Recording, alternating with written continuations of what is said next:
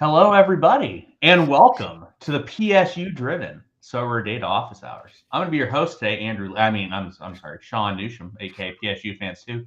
Joining me is Maxime from SorareData. Maxime, you're getting called back-to-back days. How are you doing today? Pretty tired, to be honest, but yesterday the people in the chat were asking for a Sean-driven show, and I was like, let's do it. So good Yeah, to see you. yeah. I mean, this is the first time we've ever. I guess we did a couple of the Yeah, auction shows together. But this is our first actual show together, so it's nice to be here. Yeah, I mean, I don't know if you checked the messages and the comments in the YouTube videos, but I mean, usually they're like, "Wow, Laird is really old and boring and like doesn't allow fun." So I mean, the fact that you were able to step in and suspend him today, and I got for those that are unaware, I got a message from Maxime last night. He messaged me at like 9 p.m. Eastern, which is like I don't know 3 a.m. France time, and he's like, "Hey, I'm gonna have to suspend Laird. He's just lacked some fun," and I'm like, "Hey, I'm there." So that's how we came in today. But unfortunately, because of that, I don't really have a plan for today. So we're just gonna wing it. So first of all, thank you guys for tuning in. Make sure you guys smash the like and subscribe button if you haven't done that already. We need to make sure this like looks better than when Laird does it, just so that he's aware of how things are. Um, but yeah, just popping in. Watch a bit of your guys' show yesterday. I saw you guys talking a bit about a bunch of different things with the scoring matrix. You guys were so off with the basketball matrix and how like steals and rebounds and blocks were scored. I was just sitting there and I was like, that's just not how it is. But yeah, I think that we'll start with the scoring matrix since that's where you guys finished off yesterday and I was watching it.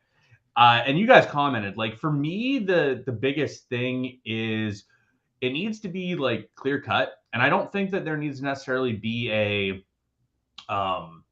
decisive for like a penalty drawn, right? It just needs to be like a bonus, right? Because if you draw a penalty, you draw a foul, which means you win a duel, and you also create a big chance. So in that scenario, you should get like 7 points, but you don't get credit for the big chance created, even though you're creating one. So does that sort of make sense to like how you would revamp that type of thing? yeah. I mean, your dogs definitely don't agree with you. So I mean, that's a tear, right? No, I mean, yeah, probably you should have better bonuses and also like bonuses that are not decisive actions. But I guess like the main problem is that football stats are too subjective, and I think like Sorare is not taking that into account just yet.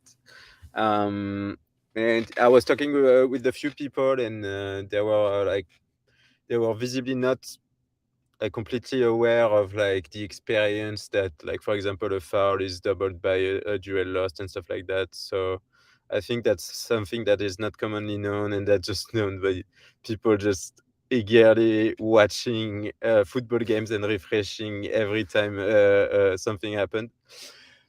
So yeah, I mean, let's see. I guess like this summer we probably some changes.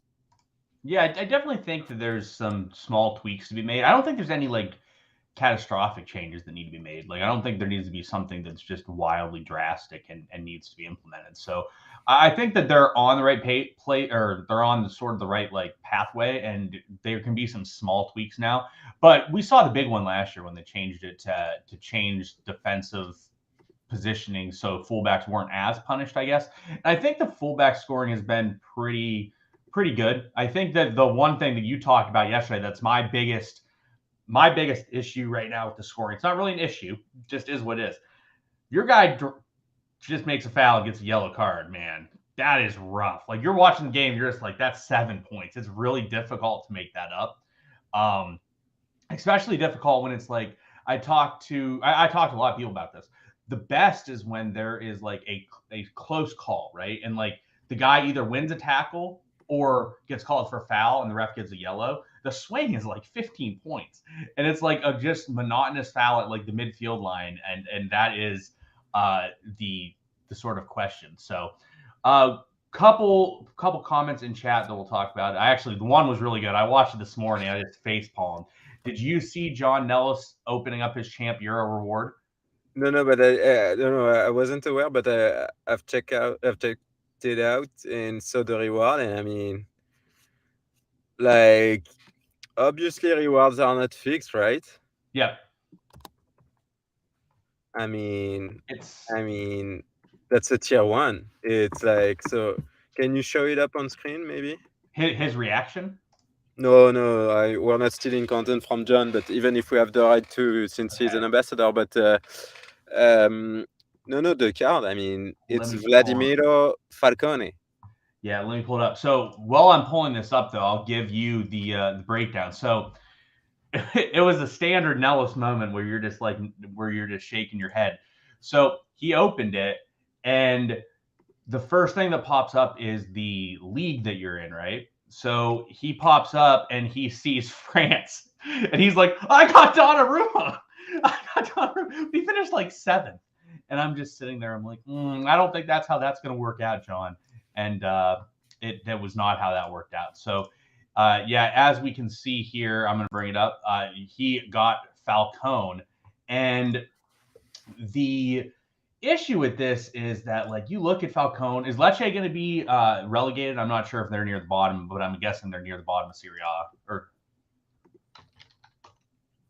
Or you just click on Lecce. Let's see, Lecce. Well, no, just don't click on Lecce, but well, Serie A, they're 16th in the league. Okay, so actually, it looks like they probably will stay up. But yeah, you look at Falcone, and I mean, if you're getting a tier 1, which is an old tier 0 in Champ Europe, and you're sitting there looking at Falcone, I can definitely sense the frustration that John Nellis had with this card, because you just look at it. I mean, so look, the pricing of stuff right now, I try not to use that as a great example, but here's the issue that I'm going to see with Falcone that I'm sure we're going to see, because I'm going to click on this trade and we'll see how it is. But the last auction of Falcone was a month ago. Let's see when the actual date was of it. So the last auction of Falcone was on February 28th. That is a month and a half ago. They are likely still taking that price point on Falcone to determine where he goes. The market's changed a lot in the last 1.5 months, if people haven't noticed. So if we look at this, they gave up effectively 2 cards to get Nick Olige, who is, I don't know, probably around 0.2, not even, he's like 0.25. So like that means the valuation on Falcone that is out there is probably closer to around 0.2. Not 0.35, but likely the valuation that they're using is on the 0.35 range. Is that how you see their valuation likely happening? No, but wait a sec. Oh, the problem with Falcone is that he's sold in bundles, right? He's apparently sold in bundles. Like a bundles? Yeah, that's why he has no auction points on the price graph. And so I think that's the whole problem with the bundles. I think that they don't evaluate well, like bundles. And Falcone is probably, like, it's on the market for, you have to look at expired listings, in my opinion, if you want to take a look at that.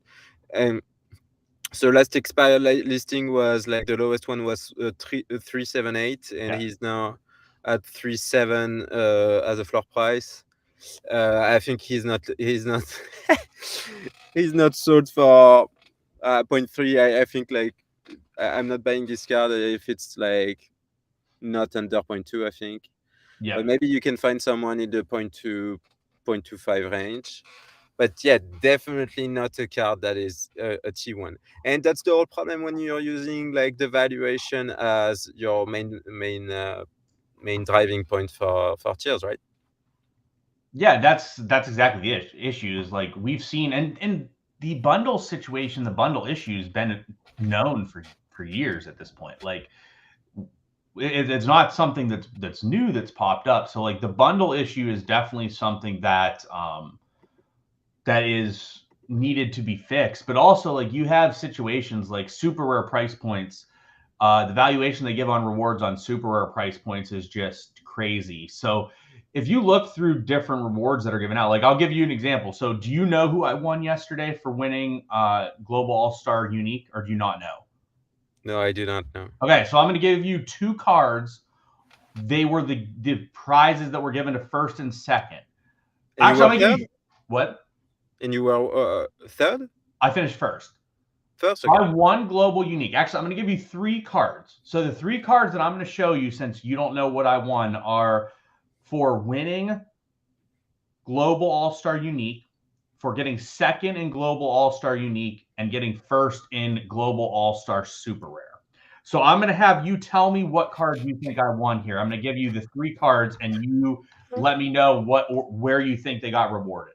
So first card here that we have is Arda Gurler.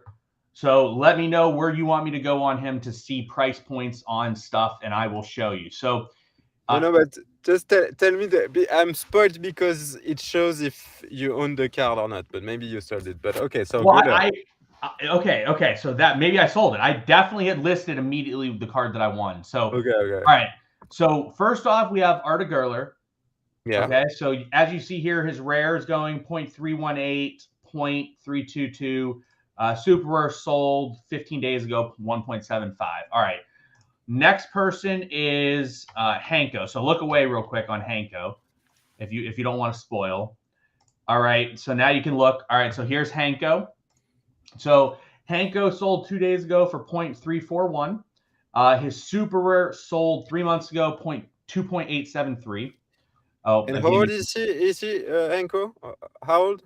Hanko is 25 years old. These are his scores. He's playing for Feyenoord. I mean, that's great solid. card. Yeah. All right. Next card is Josko Gvardiol. So close your eyes a little bit here. All right. So here's Josko. So Josko is selling for 0.294 from a rare perspective. His super rare perspective, 1.862 about a month ago. So the winner of All-Star Unique is a tier 0, top tier 0. The second place is a tier 0, the second one. And then Global All-Star Super Rare is a tier 1. So what do you think I won if you didn't spoil yourself? So Global All-Star Super Rare second place is a tier 1? It was Global All-Star Super Rare first place, and it was a tier 1. So the card that got given out for that was the worst of the 3 cards in theory by tiers. Yeah. So let me tell you what I think I would have done if I had to pick the rewards. I would have, like, given for first place in All-Star Unique, I would have given Guller, obviously.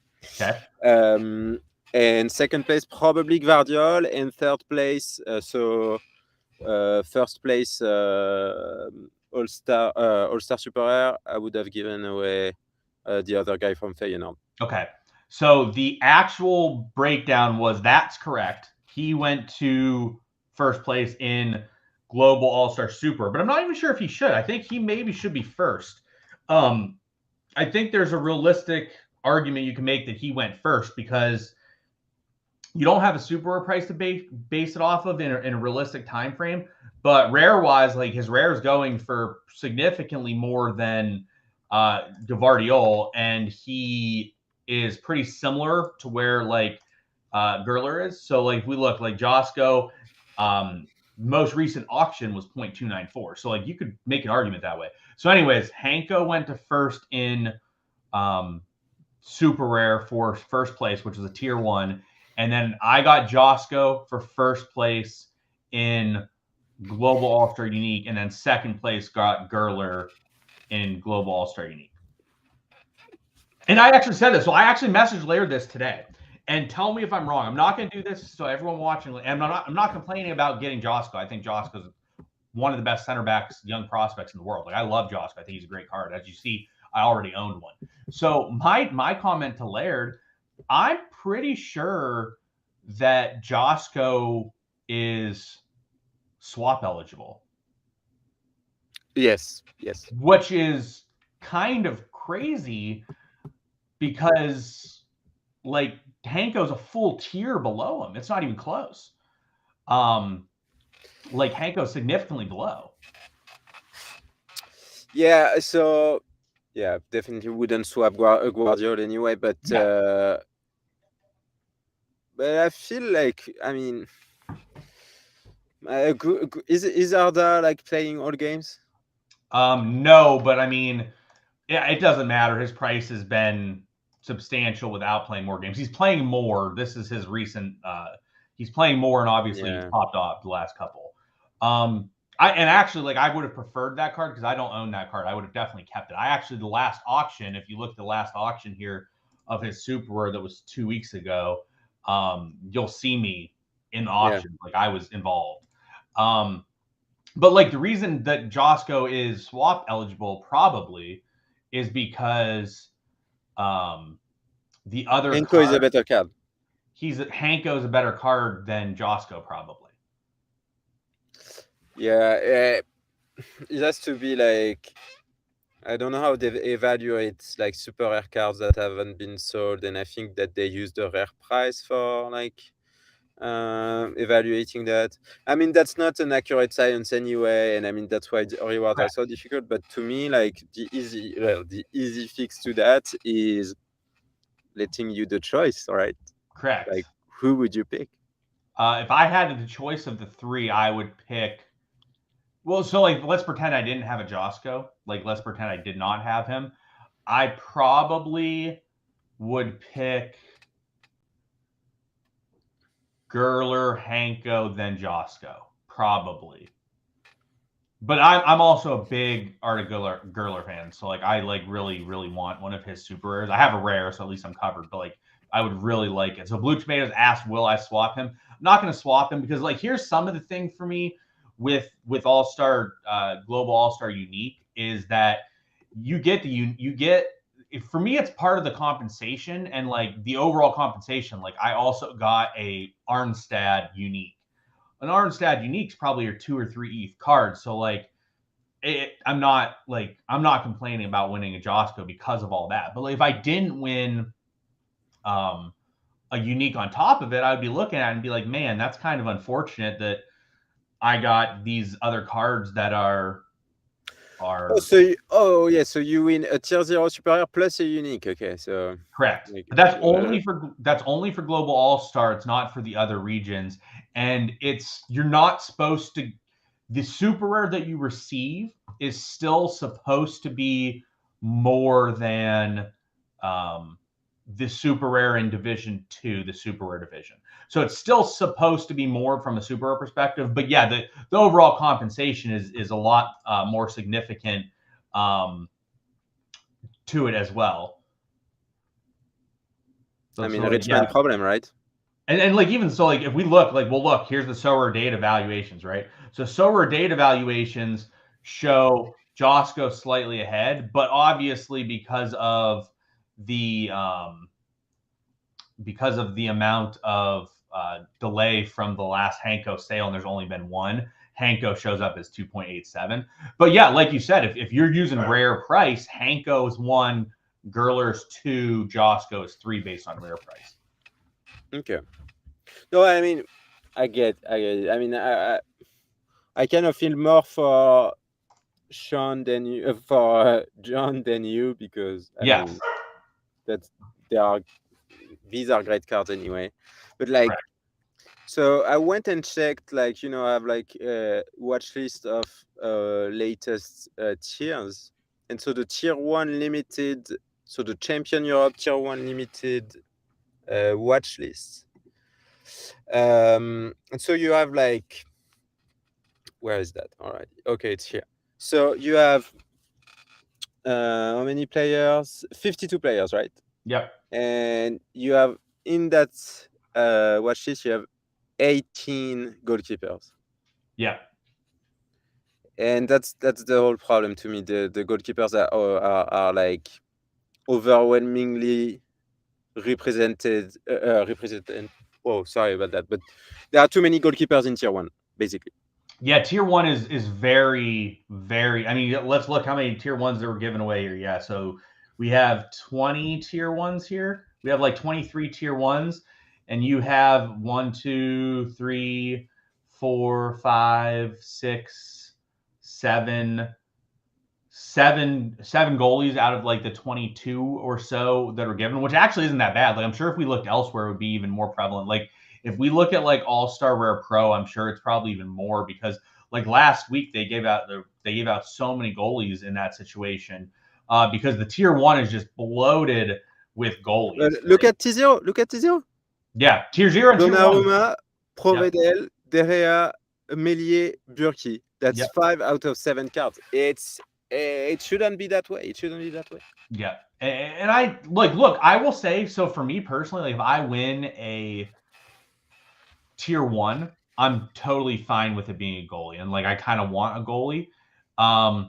But if I win a tier 0 and I'm getting like, I'm not saying it's bad because it's not, and like price points right now is like very compact to where like everything, goalies make the most sense because goalies are priced more than a lot of players are right now. So like if I'm getting like a middle tier 0, like I'm not that upset getting a Provedel or a De Gea, but it's just overall like goalies in general are just not the most fun cards to win.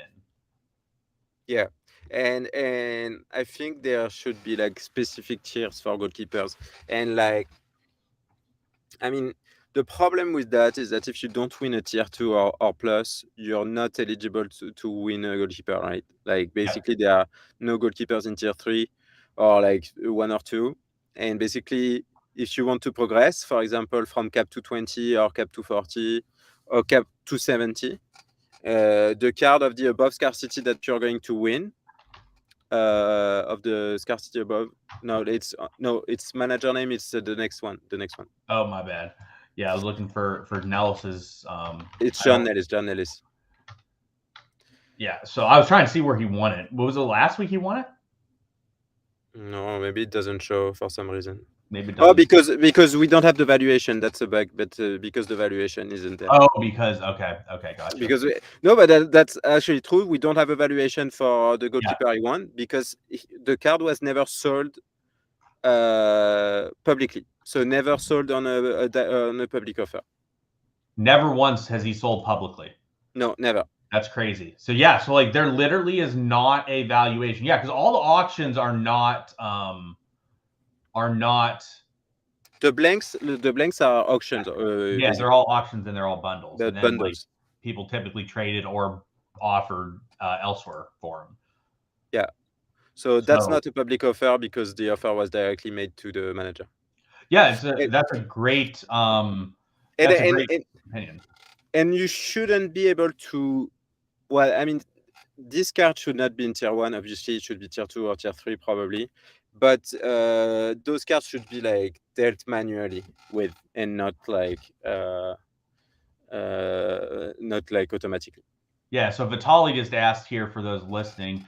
So the main issue is that with bundles, like that's the main issue where like a lot of those players do not show in general. And then Blue Tomatoes asked, what is your opinion on Stish's Donnarumma, and would you be happy? So I don't know if you saw this, but Stish won U23 Rare Pro last game week and won Donnarumma.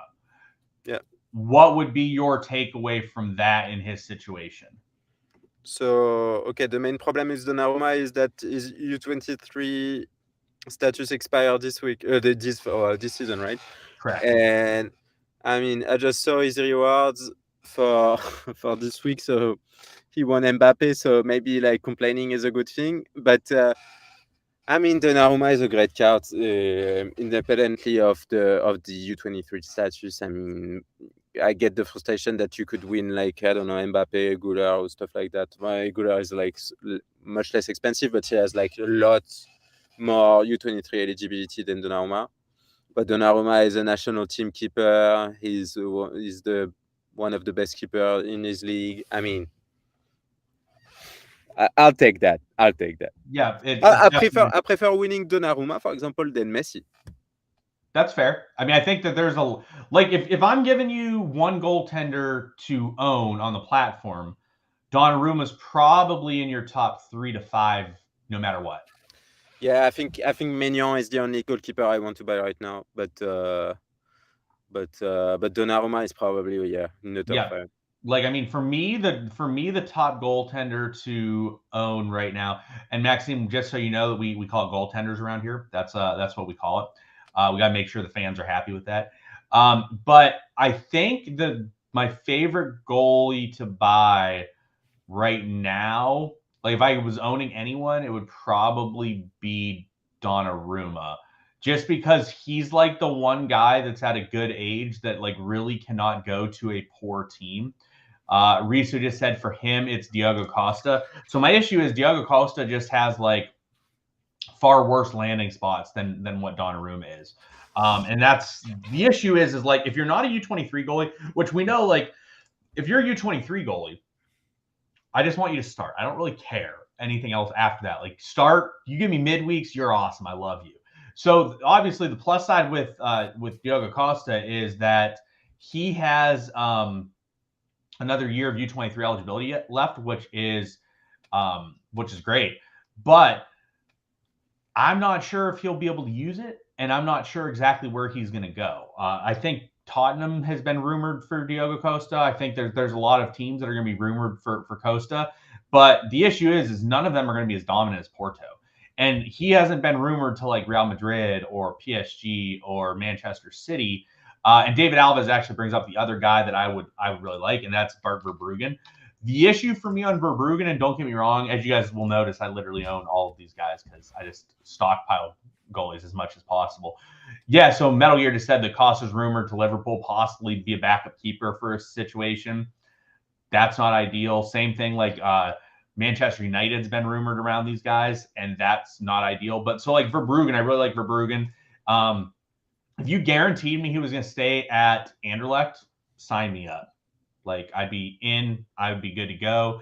But I don't know if he's going to be there. It's also pretty wild. His last 15 is 93, or his fifth, it's 63. Sorry, like that's pretty impressive from a goalie on a non-dominant team for a U23 guy. Like that's pretty impressive. And like you guys look, like his AA is pretty solid all around here.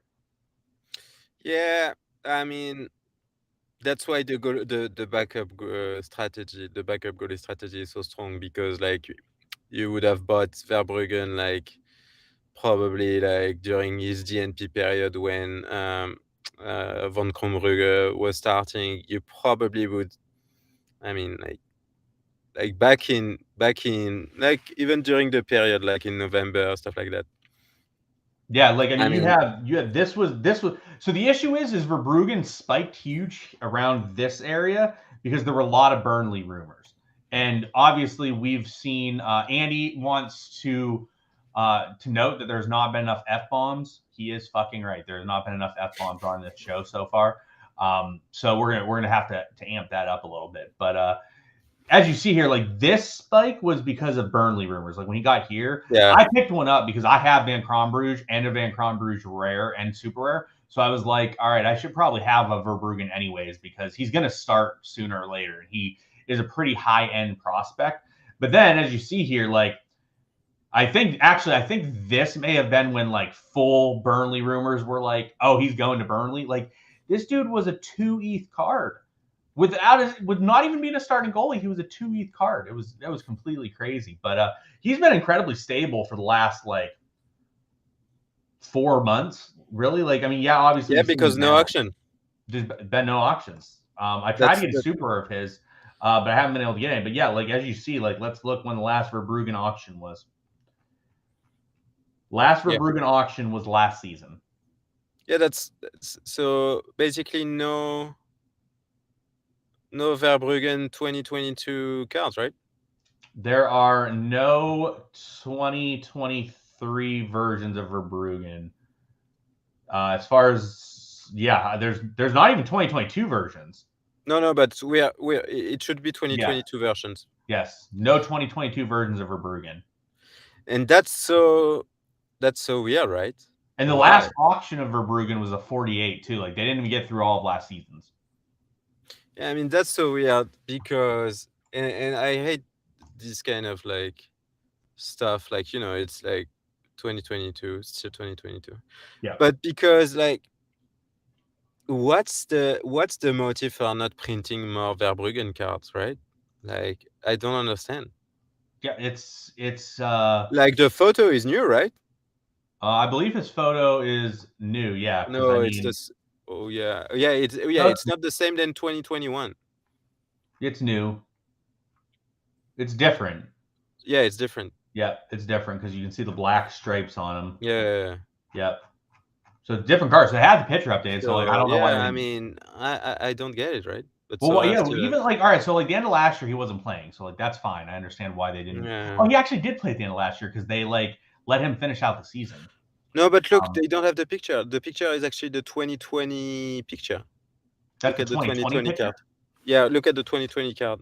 Oh yeah, you're right. So Blue Tomatoes just said Sorare doesn't have Anderlecht rights. Is that accurate? Oh, he says he's asking if they still have the rights, and I think they do. I I mean, think they do because I'm they, pretty sure Yari auctioned at some point because I remember looking at it. yeah, Yeah, so Yari has cards. Yari has new season cards.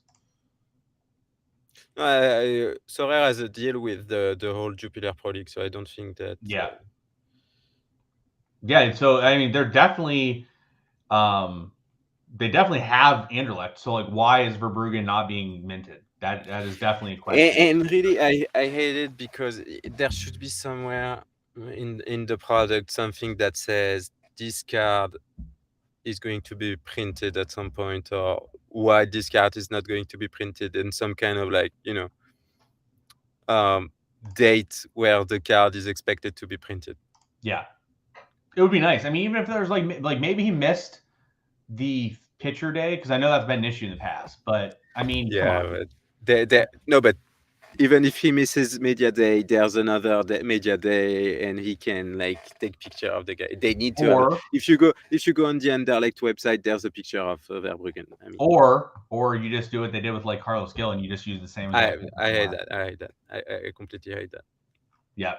So yeah, I think that there's definitely some tweaks they can make to the reward system going forward that I think would be helpful. So what's I'm interested in what your opinion is on the actual like auction rates and thoughts on like slowing down auction rates to control the ecosystem a bit more. What's your thoughts on all that?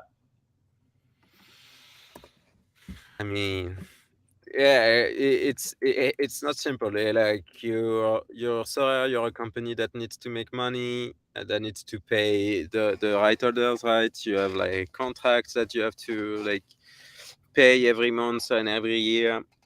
So I mean, you also want your customers to be happy, which is not not the case right now. So what do you do, right? I think like slowing down the auction rate is something that they've done recently, and I think that makes sense. I think they've done it way too late. But I think that it's not going to solve the situation, right? And I think that they need to solve the situation by improving the gameplay, improving the product, and that's pretty much it. Yeah. So from your perspective, what would be ways that you would improve the reward system? Because obviously we know that giving away to me, and I think you've said this before, to me, part of the issue with rewards is they're giving away too many cards. Like if you check the market after a week of rewards, just littered with cards that people won trying to sell. And I even had this conversation with someone else recently, and I'm in a bit different position than everyone else, but everyone else is in a similar position. As might be a different scarcity per se, or they're working their way up, and then that's fine as well. But I haven't like looked at the market recently. Like in the last, like I can't remember the last time I looked and was like, I need to go buy this rare because I But just why is that? don't need the rares because I just have a lot of good rares and Wait, I would rather get a super rare. yeah, and so I told in the last Office Hours podcast, but not this week, but last week, like about the crazy amount of rare rewards that were distributed uh, during March and during February Yep. compared to the number of cards actually sold, and that's a big problem, and they have to fix it like right now. I think that's a huge priority to actually like make sure that your supply is controlled and that you're not like killing your market every Tuesday and Friday. And I think like, I mean, again, yesterday they distributed like I don't know, like 4K rares or something like that, or 3.7K rare rewards, and that's like that's yeah 3.7, and so Yep. that's approximately 1/4 of the cards that they actually sell each month, like the rare cards that they actually sell each month. Yeah, So like I mean, that doesn't work. There's no way it's sustainable, and there's no way it works.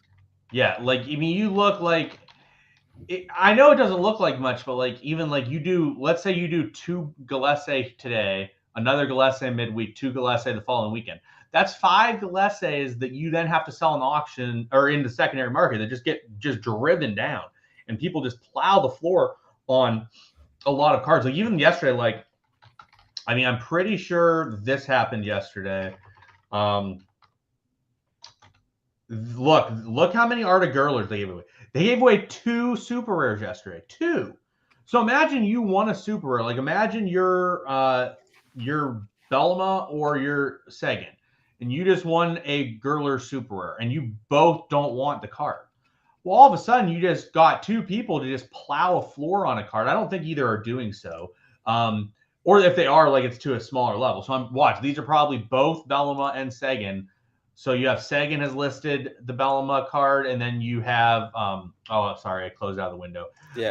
So you have like those 2 cards that are both being done in a way that you're just causing a mass like exodus into like the price points on cards, and it makes things really, really difficult, I believe. Yeah, and that's why I mean that's critical that the rewards that are being given away are not instantly sold. So maybe you could have a timeout on rewards and not not allowed to sell them like as soon as you get them. Maybe that could be an idea. Or I mean, the best idea that I have is actually make sure your reward system like has a way better success with your users, and that's the main problem today. Like I mean, you should have the ability to say, I'm not getting that card, I don't want it, I would take like 50% of the price in ETH or something like that, or I don't know, like boosters, gameplay items or stuff like that. I mean, that doesn't make sense really, to have so many cards being distributed when actually like maybe 10 or 15% of the people actually want them. Yeah, it's definitely, well, even like I mean, I just think there's different ways. Like I know people have different opinions on stuff like this, but like NBA, for example, they give away like league pass to people. Yes, some people might not care about it, but other people might be like, oh, this is awesome. I got this value and this reward. They're right now they have the Inter Milan and Napoli ticket giveaway. I think one thing they actually need to improve on, this is something that I think I've told Dan about, but the way that they handle ticketing and giveaways needs to be tweaked. And the reason is, so like, all right, I entered the Napoli and AC Milan contest this week. I had cards for it, right? Let's pretend I won that contest and I finished first. So like I get 2 VIP tickets to that game. It's going to cost me like $5,000 to get but there. Yeah, but you're going to offer the tickets to me, so that's fine. I would definitely offer tickets to you in that situation. I'll wait for, actually, you know what, Maxime, I don't want to waste that type of experience on you. I will wait till they offer a Nantes game, and like you can go to Nantes versus Brest, and like and that's more like I feel where you'd want to go. But I just am saying, like, I think that there's different ways that they can, for also, like, for example, right, this giveaway for this tournament, the game's next weekend. The turnaround for someone to, like, even for you, someone who lives in Europe, lives in France, it probably isn't that hard for you compared to other people to get to. I don't know if the game's in Milan or if it's in Napoli. But like for you to actually make arrangements to get to that game would probably not be simple. And that's the problem, is like you're giving away tickets for this game in 5 days and you don't have the ability to have anyone get there. Like there's so few people on the platform that could get to that game. Like if I gave you tickets to like the Los Angeles Angels game tomorrow, Are you going to be able to make that happen? Definitely not. No.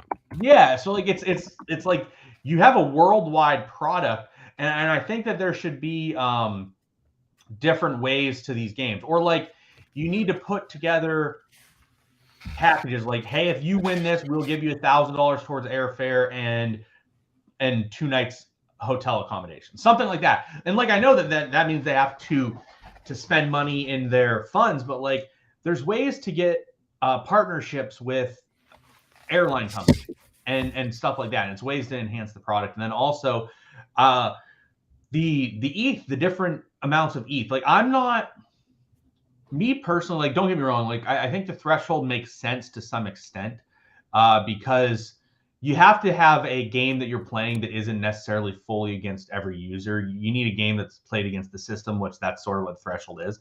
But I personally like the giving ETH rewards to different finishing positions because I've heard this a few times from different content creators, and I'm curious what your thoughts are on this. But you shouldn't make the platform about running a team that's not very good to hit thresholds. That's not what you should be striving for. You should be striving to win a competition, finish high up to get ETH that is rewarded in that competition.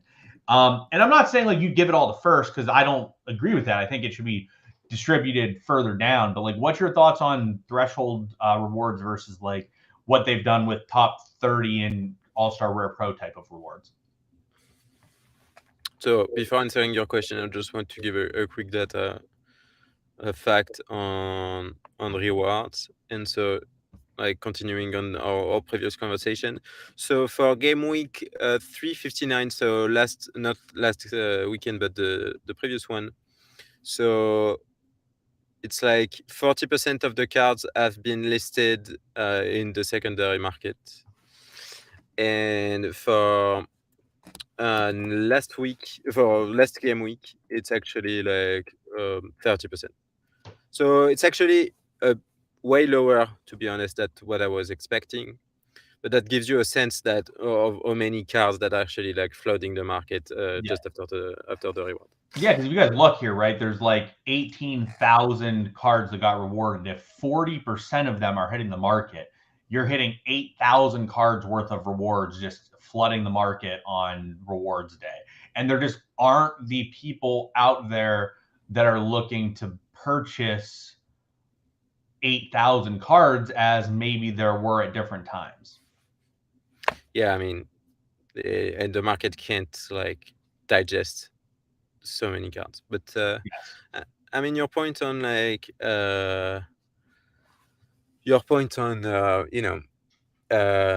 gameplay and stuff like that, and I think that makes sense that the threshold shouldn't be easy to get every week, and that was the problem with All-Star Rare. It was so easy to get to 250 with like 5 good cards, and you didn't need depth to actually like get that threshold every week. But the problem with the cap 240 is that people are more attracted to ETH than cards. Yeah. Like let's swap the situation and say if you get to 250, you get a guaranteed tier 3 or something, and you get ETH in the best ranks and not cards. I think people are definitely not playing the thresholds, and they are playing the other divisions, right? Yeah. And to me, that's the main problem. And the cards have lost so much attractivity in the past months, obviously because of the market drop, but because so many were distributed in the reward system. And the problem with Cap 240 is that because people prioritize Cap 240 because they are attracted to ETH and not cards. The problem is that tier 0s, tier 1s have lost so much attractivity because those cards were used to get that 250 threshold in All-Star Rare before, and now they're used to play in other divisions that don't guarantee a certain return on investment in ETH. So basically, you're getting T0s to play All-Star Rare Pro or playing All-Star Rare or whatever, but you don't have a clear-cut return on investment, and especially when the market is dropping and the tier 0 that you're getting is probably not being sold too easily and probably not fast. And when you add to that the fact that sometimes our regular is distributed 3 times in a single game week, you're losing so much value during. I mean, every game week that is adding up, your cards are losing value, and that's the main problem.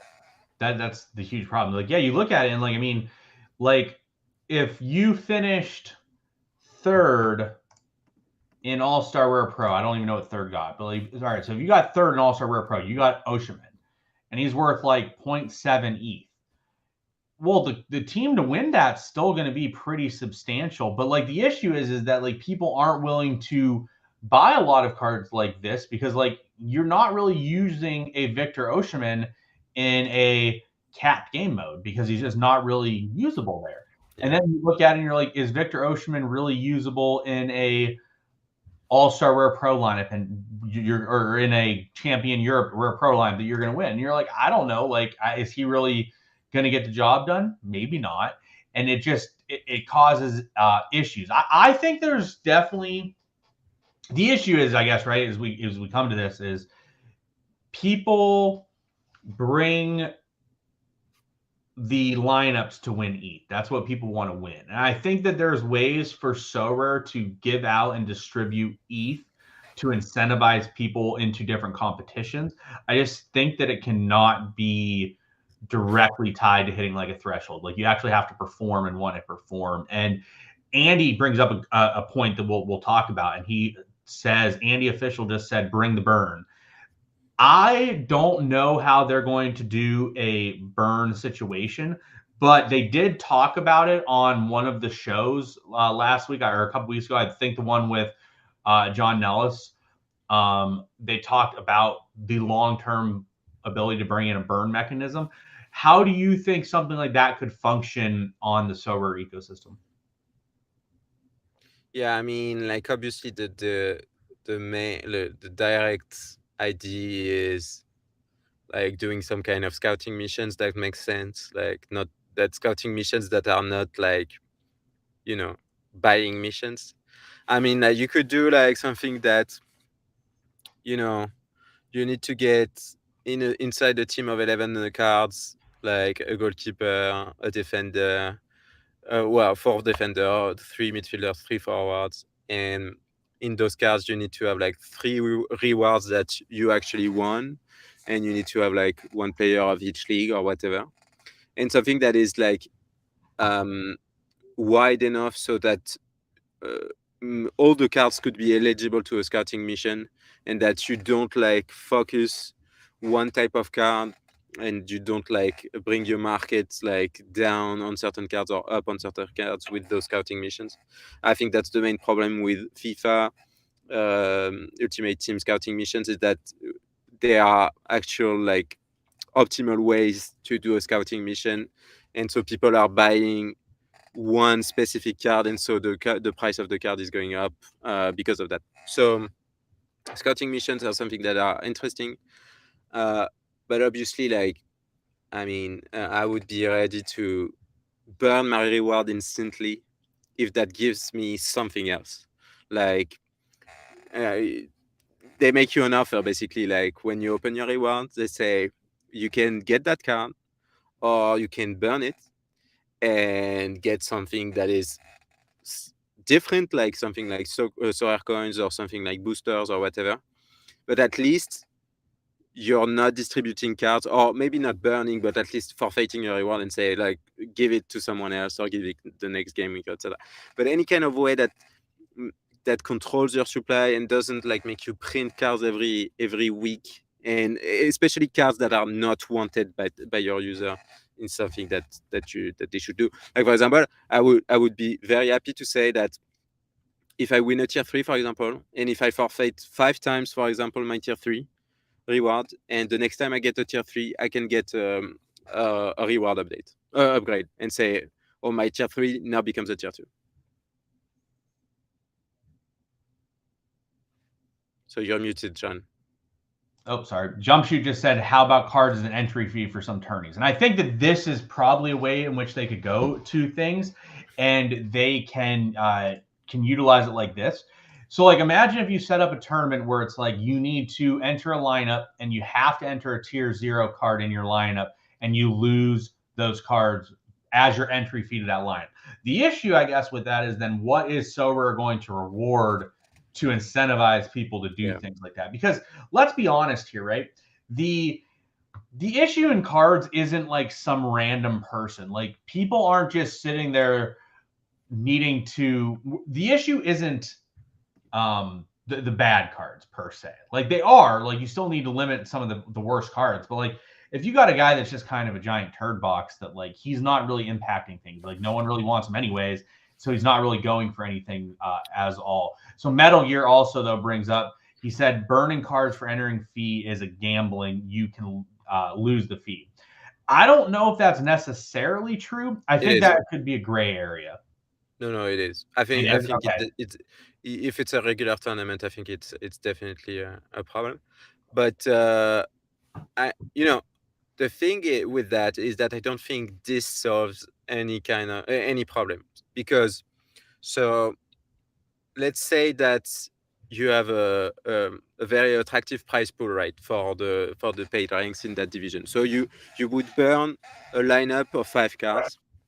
So those 5 cards have to be like the value of those cards sold on the market has to be way lower than the first price, and probably the second price, the third price, and the fourth price. So you can kind of like compute kind of easily like how much you can gain, and kind of like compute the optimal lineup so that you burn the right cards to get actually something back, but not like burn 5 T0s to actually get like 1 ETH. That doesn't make sense. So the thing is, your problem right now is your T0s and T1s are unattractive. And so that's the main problem. I mean, and burning cards to enter a tournament that gives you ETH is not going to have an effect on tier 0s and tier 1s, because no one will actually like burn tier 0s or tier 1s. Correct. And so that's why I'm not a fan of this, but that could be used like for tier 5, tier 4, tier 3s. But I don't think it solves the main problem that today your tier 0s are unattractive. But you could do something that is not burning cards, but you could do like a division where you would have to have like, for example, 270 L15, like the minimum to enter is 270, for example, and then you can get great rewards in that division. You kind of need that, like moonshot division. You know what I mean? Like the division where you enter cards and you're like, I have a 1 in a million chance to actually win this, but if I do, I mean, that's pretty cool. Well, that's something that, like, I mean, we talked about it originally in basketball, but like we talk about tier 1s and tier 0s being devalued a bit in football. In basketball, they're absolutely atrocious. Like, if you look at guys like this range, right? This range, like these guys have some value, like Jokic, Giannis, like these high end guys that have like an L10 that is just these consistent players, like the Doncic's, like the guys that are consistently going to put up 60, 70 type points. They're going to have value. The issue is like when you get down to this range, like Emmanuel Quickly's. I mean, I know he's a little bit different because of where he is, but like Jaren Jackson, like we'll click on Jaren Jackson here and we're going to go take a look at him. Like, it's very difficult in basketball to play a player like Jaren Jackson in your lineup because he can't really compete with the top end guys. And he really is at a 44 L10. Like you see, like most of his games are below that. And the ones that are above it are very, very, very minimally above it. So like you have like Jaren Jackson, great player, guy averages quite a few points a game. You can almost never play him. So it's like this type of player in basketball is pretty unusable. So Blue Tomatoes just asked the question, shouldn't cap 270 solve this problem? The answer to that's no, because you still really can't play that many good players. Like, let's say I have a Lionel Messi and I'm playing him I want to play him in cap 270. His L15 is 74. So that means already my other 3 guys have to average 49 or below in order to play them. And that's not realistic. And then you look at it and like from a prize pool perspective, let's go look at what the rewards were for Cap 270 Rare this past week. And you're going to be like, well, why should I necessarily put yeah, so Blue Tomatoes just said that Messi is not a tier 1. Correct, but he's a tier 0. We're sort of talking about tier 1s and tier 0s.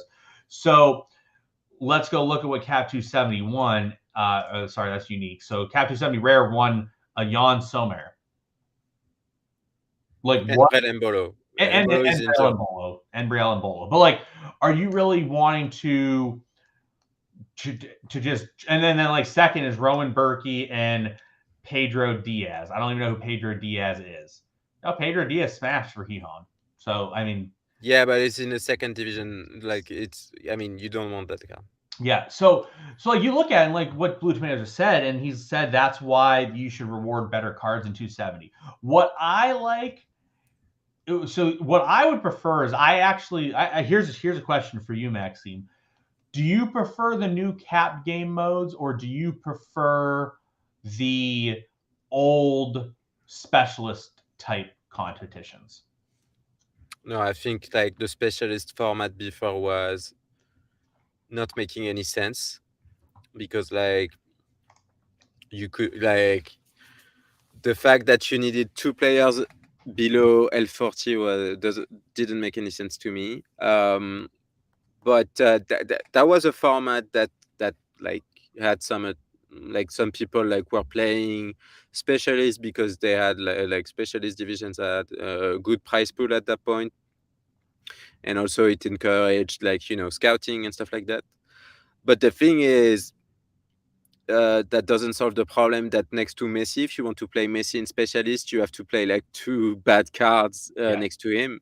And I mean, for people that want, like, if you want people to buy T0s and buy T1s, there should be like a go-to division for those. And All-Star Rare, Champion Europe Rare are not, and All-Star Rare Pro and Champion Europe Rare Pro are not attractive divisions at all for tier 0s and tier 1s, and that's why the prices have dropped so much.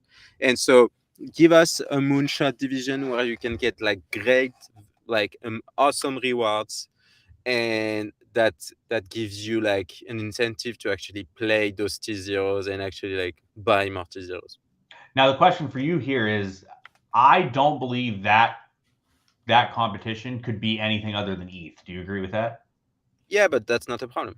Correct. Yeah, no, I mean, I agree. Like, you could easily have a competition that gave away 20 ETH and gave away ETH to the top 10 people, and that was your competition. I don't know how I would make it in terms of like scarcity levels or whatnot, but like, yeah, you have a competition like that, and it's like, hey, if you come in the top 10, you're getting at least like 1 ETH out of it, and people are like, all right, I need high-end cards to get there, but I also like have incentive that if I do hit it, like I could make like, let's say 5 ETH. Like if I have a great week, I win like 5 ETH.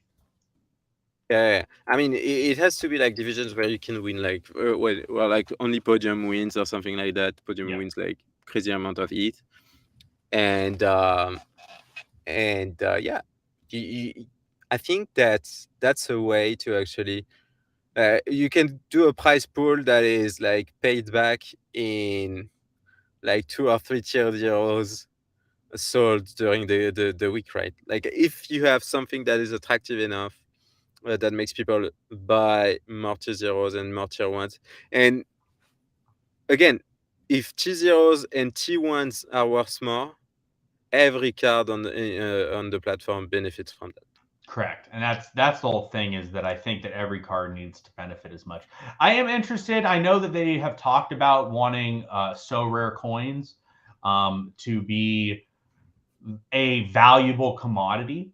I am interested in that process. I know you probably would know more than others would be, but like, so for me, here's my hesitation with Sorare coins and them being a valuable commodity. And as we see here, Metal Gear just talked about giving ETH instead of cards will easily solve that problem, but not sure Sorare wants to do that, and they prefer SO coins he said so coins. They are so rare coins, just so everyone is aware.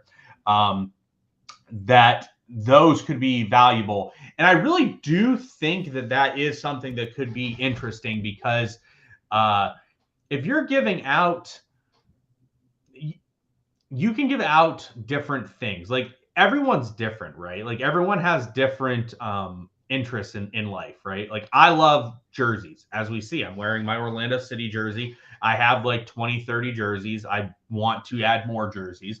Giving me an ability to earn stuff to get a jersey and not have to pay my actual money for is a winning proposition to me. Like that's a value add for me. Like we've talked about, you love Nance. Like you going able to have lunch with Alvin Lafont, you'd probably be all for that. There's different things that they can add that are valuable situations and valuable things through the store. I just am not sure what we're going to see with the store and how valuable those are going to be, because it's really a thing. Like the way that I view them is it's sort of like a frequent player point system that like other sites give to them, which is good. Like that, you should be rewarded. Like the more you play, the higher you play, like you should be rewarded for that. Being always active, being involved, like those are things you should be involved for. I would give Sorare coins for winning auctions and stuff too. Like, yeah, that's where you should be given Sorare coins a lot of the time, because like that's really incentivizing. yes, But I think that they can get stuff that would appeal to everyone. Like, let's be honest, like everyone on the site has similar interests, at least to some degree. Those similar interests are with soccer, with cryptocurrency. I know most people are probably soccer related. Like, you throw in the ability to get tickets for a game. Like, I used the example. So I went to Orlando last week on vacation for spring break. Actually, I met up with our friend McG, who actually got me tickets for the game. So thank you to Mike if he's listening. But how nice would it be if you're going to, let's say you're traveling to Los Angeles tomorrow and the Angels are playing, and you're like, oh, I would like to just get 2 tickets to that game, and you just go and use your Sorare coins to do that. That's a really good value add. That's a pretty awesome product. Do you think that's where they're trying to go with their store, or how do you think they're going to make their store play out? yeah. I think that's the direction they're taking. I think that the problem I have with the current club shop is I don't want to spend any coins right now on anything that is in the shop. But yeah, obviously I would have preferred a launch where everything was there at the beginning. But obviously I get that they want to release stuff progressively, and you have like to have the logistics to actually like make sure that like actually it's not that simple to have like a product where you say, hey, I have X coins and I want to go to the Los Angeles Angels games tomorrow and like just get the tickets. It's not that easy. It doesn't Correct. work that easily, but definitely would be a great thing to have. But obviously they have like a limited number of tickets, so they have to price the tickets accordingly. They have to price the jerseys also accordingly. They're going to have like SorareData memberships also. They have to price that accordingly.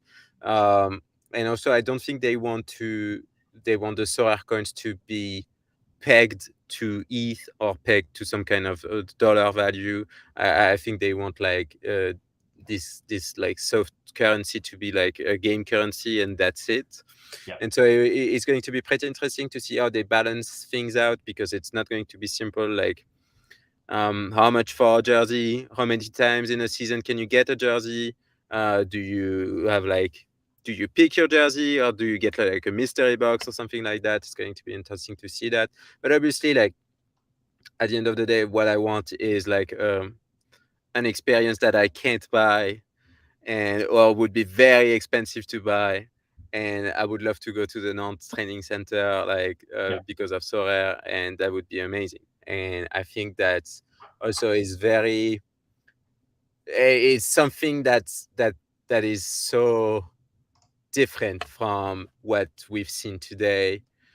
Because today, like basically, if you're trying to convince someone to join Sorare, you're going to say, oh, you can own your cards, you can have your own football club, like watching games is very exciting, etc. But they're going to say, how much does it cost? How much does the card cost? Did you win money? Did you lose money? Stuff like that. And then you can say, I don't care about the money really. I'm enjoying the game. And look, I went to my favorite club stadium. I had to meet Alban Lafont, and he signed my Sorare card, and that was amazing. That's something I could never experience without Sorare, and that's where you can get a lot more people coming in, because Sorare is providing you with experiences that no one is providing you with. But the whole problem is those experiences are obviously limited in number. Tickets are limited in number. And so that's also like problem to deal with. Like how do you actually get enough tickets to actually meet the demand of your players? Correct. And what I would like to see happen is, like, I've seen auctions be brought up as an idea for that. Like, I think that's a great idea. I also think like a sort of like a drawing system where like you spend X amount of SO coins and you get drawn out. But another thing I guess I'll touch on in regards to this, because I've seen this discussed a lot. I think I think the disconnect maybe is lowering than what it used to be, but it always seems like it's a like, oh, you're a whale, fuck you thing, or it's like the whales are like, oh, I don't care about the small players thing. And I think there needs to, like, everyone needs to understand, right? Like, if you are a whale on the platform, if you are a smaller gallery on the platform, medium gallery on the platform, whatever, you all want the price points to go up, or like you want your stuff to be worth more than what you originally paid, or like you want to succeed in some way. And I think that there needs to just be like more of a like with this shop, like what's going to happen is people are going to be complaining about oh, this whale was able to get this experience. Like, should YNWA be able to like win a reward that goes to the Liverpool ground? Sure, that guy's put like $1 million on the platform, right? Like, he should have a good chance of doing that. Definitely. Should Joe Schmo that has a 2 ETH limited gallery also be able to do that? Of course, but now his chance of doing it should be significantly lower than the other guy. But yes. I think that there should be a situation where everyone can sort of just we have people, we have get a shot. Yep. At least get a shot. I mean, that would be like, if you enter a raffle, that you know that you have a way lower chance to actually correct get the reward. That would make sense. Like, let's say you have 4 VIP things to the Liverpool game, and it's 500,000 coins to go to the Liverpool game and be in a VIP section. You have 2 options, right? You have YNWA all of a sudden has 500,000 coins. He's just like, all right, I want that experience. I'm going to spend my 500,000 coins, and I get it. Then you have a drawing system where it's like, hey, everyone enter 1,000 coins, and you get a chance to go to the Liverpool situation as well. Then everybody has a chance. Everyone gets to do it as well. So I think that that's something else that I always like try to. I know. So I get some shit sometimes, Maxime, because people think that I don't look at the limiteds or like the lower end guys, but I do. I really do. Like, I want, if the limited ecosystem isn't healthy, the higher end ecosystem might not be healthy. Same thing the other way. If the whales aren't here and the whales aren't healthy and they're not happy, then it's going to trickle down to the lower end stuff. So I just think people need to stop bickering as much.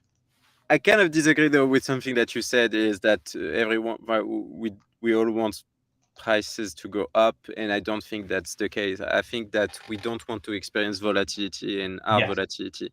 And when I look at a price graph, if I'm not like able to explain a price graph situation in like 3 minutes with some basic scouting, that's where something is wrong. Like, for example, Osimhen price is dropping because he's injured. That makes sense. Everyone understands why Osimhen price is going down. Correct. I mean, you look at Carles Gil, a good example. Price graph, I mean, it's pretty stable. It looks okay. But like falling from January to March, when the season is going to start in March, doesn't make much sense to me. The price should be at least stable, or maybe a bit going up, because people are like FOMOing the best player in the world.